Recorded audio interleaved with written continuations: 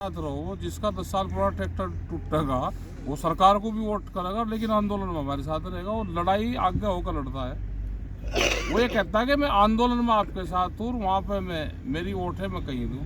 तो हमने वोट वाला सिस्टम छोड़ दिया। जिसको ठीक लगता हो आंदोलन में आ जाओ, जिसको ये लगता है कि नहीं सरकार बहुत बढ़िया काम करी तो जनरेटर, पंपिंग सेट, फिर सरकार के पूरे कायदे कानून मांगो, उनका बिजली का बिल पूरा दो। सरकार इस बार 1 मार्च से गेहूं की खरीद कर रही है। 1 महीना पहले खरीद, अगली पिछली बार 1 अप्रैल से होती थी, इस बार 1 मार्च से हो रही है। इस पर क्या कहना है? मार्च में कहाँ गेहूँ आ जाएगा? ये तो जिन्होंने घोषणा की है उन्हें पता होगी। नहीं भाई, अगर आदमी डिस्टर्ब बैठे वहाँ पे, भाई मार्च में कहाँ आ जाएगा? लेकिन ये है कि राजस्थान, मध्य प्रदेश वहाँ पे आ जाता है मार्च में, और यहाँ नहीं आता। यहाँ पे तो अप्रैल में शुरू होता है, यहाँ करीब हो जाएगा 20 अप्रैल के आसपास यहाँ पे, और आगे और लेट होगा। लेकिन मध्य प्रदेश में वहाँ पे शुरू हो जाता है। तो दिल्ली के आंदोलन के लिए कोई रणनीति है? दिल्ली का हमारा 14 तारीख का प्रोग्राम है। अभी तो ट्रैक्टर मार्च हुए, ज्ञापन दिए गए, हमारे एसकेएम के प्रोग्राम हमारे चल रहे। भारत सरकार जो मुद्दे हैं, किसानों पे कर्जा गलत नीतियों से हुआ है, कर्जा माफ हो, एमएसपी गारंटी कानून देश का एक बड़ा सवाल पूरे देश का है, वो हो। इस देश की जमीन छीन के ये लेबर बनाना चाहते हैं पूरे उसमें। यहाँ पे मिलिट्री, पुलिस प्राइवेट हो रही है, अग्निवीर बन रहे सारे, लेकिन नेता कहीं उस तक लड़ेगा। नेता भी एक बार अग्निवीर बन जाए, एक योजना ये भी लिया है ना भाई, नेता भी एक बार लड़ेगा, उसके बाद नहीं लड़ेगा। तो उसको क्या एहसास होगा कि नौकरी क्या होती है, तुम परमानेंट पिड्ढी चुनाव लड़ोगे, तो एक बार लड़े। हाँ, आंदोलन आप जो लगातार करते हो, तो किसको इससे नुकसान होता है और किसको फायदा होता है? नुकसान हमारे आंदोलन से तो किसी को नुकसान नहीं होता। इसको हम तो अपने फायदे के लिए करते हैं कि सरकार हमारी बात सुने। अगर ये आंदोलन भी ना हो तो फिर क्या हाल होगा भाई? आंदोलन भी ना हो तो क्या हाल होगा फिर किसान? देखो, देश की आज़ादी में 90 वर्ष आंदोलन चले, जब देश आज़ाद हुआ।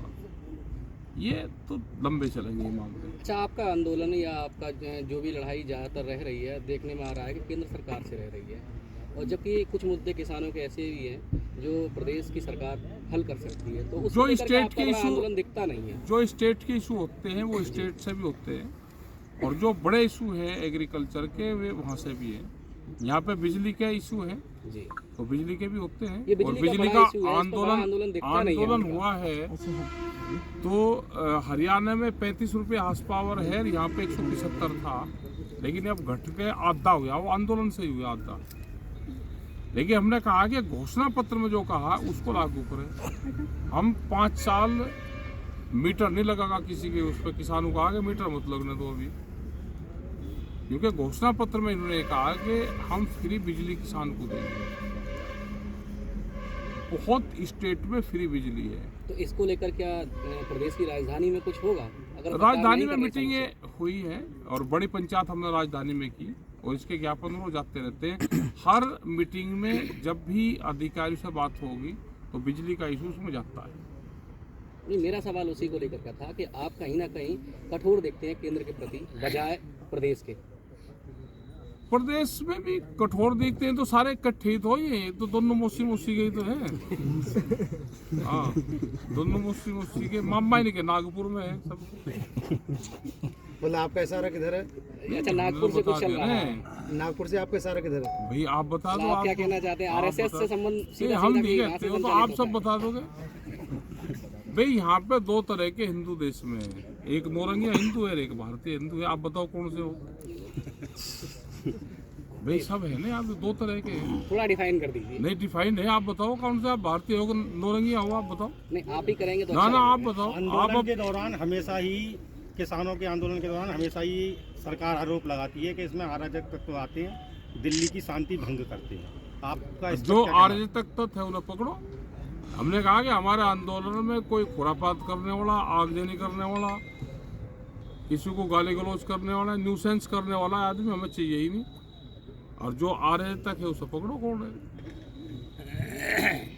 भाई? सरकार से बड़ा अराजकता कोई फैला रहा, जो हारे हुए कैंडिडेट को जीत का सर्टिफिकेट देती है, तो उनसे बड़ा कोई है? मतलब आपको चंडीगढ़ के लिए वो है इशारा। चंडीगढ़ तो सबने देखा, बिना चंडीगढ़ के भी सारा ही है। अच्छा, संभल जिले में कुछ गुटबाजी चल रही थी आपके पदाधिकारी कार्यकर्ताओं में, तो ठीक ठाक हो गया? सब ठीक है, यहाँ पे कोई गुट ऐसी कैसे परिस्थितियाँ यहाँ से बन जाती हैं? बन जा परिस्थितियाँ तो भाई घर के घर में भी लड़ रहे हैं। आपके पिताजी हर कहें भाई अलग अलग है।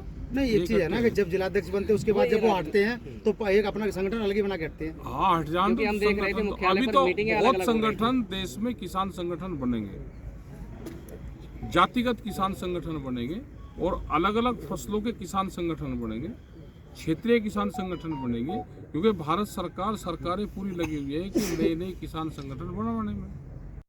तो क्या आपका कार्यक्रम? यहाँ एक प्रोग्राम है और किसानों से बातचीत की, यहाँ की जो समस्याएं हैं खास करके, अभी फसल भी आने वाली है। आज भी सरकार का यह है कि अब की बार गेहूं कम खरीद होगी, ये गेहूं के पूरे क्षेत्र है और गेहूं को ज़्यादा खरीद हो भी नहीं ना सरकार कर रही। व्यापारी से 60% खरीदती है अब, जितना भी उसको चाहिए सरकारी कोटे में, और किसान से 40 खरीदती है। गेहूं लगा लो या धान लगा लो, इसीलिए एमएसपी गारंटी कानून देश में चाहिए कि व्यापारी उसके कम पे ना खरीद करें, तो उसका पूरे देश के किसानों को फायदा होगा। अच्छा, जैसे बीजेपी ये कहती है कि जब चुनाव आते हैं तभी इन्हें ये चीज़ याद आती है। वो तो उनको तो कहना कुछ ना कुछ, वे कहे क्या नहीं रहे तो सबको कह रहे। अच्छा, मतलब जैसे 3 साल से हम लग रहे कहने, वो समझ में नहीं आई। 3 साल से सरकार बात नहीं कर रही, वो समझ में नहीं आई। अब उनका पॉलिसी यह होगी कि इनको बदनाम करो, फसलों के दाम ना दो, किसान को कर्जा दो तो ये जमीन बेचेगा अपनी। अब बहुत स्पीड से जमीन बिक रही है, बहुत स्पीड से जमीन बिक रही है किसान की, क्योंकि कर्जे में जा रही। दाम नहीं मिलेंगे लेकिन कर्जा जरूर मिल जाएगा। आप जमीन का सौदा रात को करो, रात को बिक जाएगी आपकी, और फसल आप दिन में बेचना चाहो तो दिन में नहीं बिकती। संघर्ष ये लंबा चलेगा। अच्छा, जैसे ये जो जयंत चौधरी हैं, उन्होंने समाजवादी छोड़ के और वो बीजेपी में शामिल हो गए हैं, वो अपने लिए एक मिनट, अब वो अपने लिए जाटलैंड का एक बहुत बड़े नेता मानते हैं, तो इससे क्या फर्क पड़ेगा पश्चिमी यूपी पे? कोई फर्क नहीं पड़ता जिससे, पॉलिटिकल आदमी जिसको जहाँ जाना चाहिए। हमारा किसी पॉलिटिकल सिस्टम से कोई संबंध नहीं है। तो न ये एक जाति की ये संगठन है, किसान संगठन। भाई यहाँ जो जिस जाति का नाम लिया, यहाँ उसमें कई आदमी इकट्ठे होंगे। यहाँ आप गोरखपुर और उधर देवरिया की साइड में चले जाओगे तो वहाँ पे किसान खेती करने वाले और बिरादरी है। वहाँ काछी है, जाटव है, बहुत बिरादरी है। जो भी गांव में रह रहा है उसकी लड़ाई लड़ रहे किसानों में। सिंगू ना बॉर्डर किसी पर एक जाति से होना, न एक धर्म से होना। सिंगू बॉर्डर पे पंजाब के किसान पहुंचे, उनके साथ पुलिस की भिड़ंत हुई। टिकैत की सेना इस बार दिखाई नहीं दी दिल्ली ये बॉर्डर पे। हमारा संयुक्त मोर्चे का प्रोग्राम नहीं है।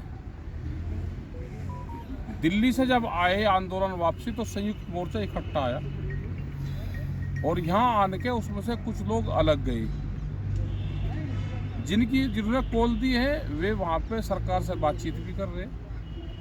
हमने 6 मेंबरी एक कमेटी बनाई है संयुक्त मोर्चे ने, ये जो तालमेल कमेटी है कि उनसे बातचीत और तालमेल करें।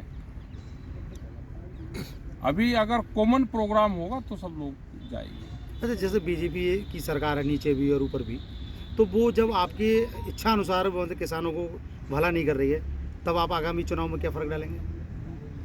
चुनाव में तो कोई भी नहीं फर्क डाल रहे। हमारा चुनाव से संबंध नहीं है। बहुत लोग वे हैं कि जो सरकार को वोट करता है और आंदोलन में हमारे साथ रहता है। हमें आंदोलन वाले लोग चाहिए। तो सर, बिना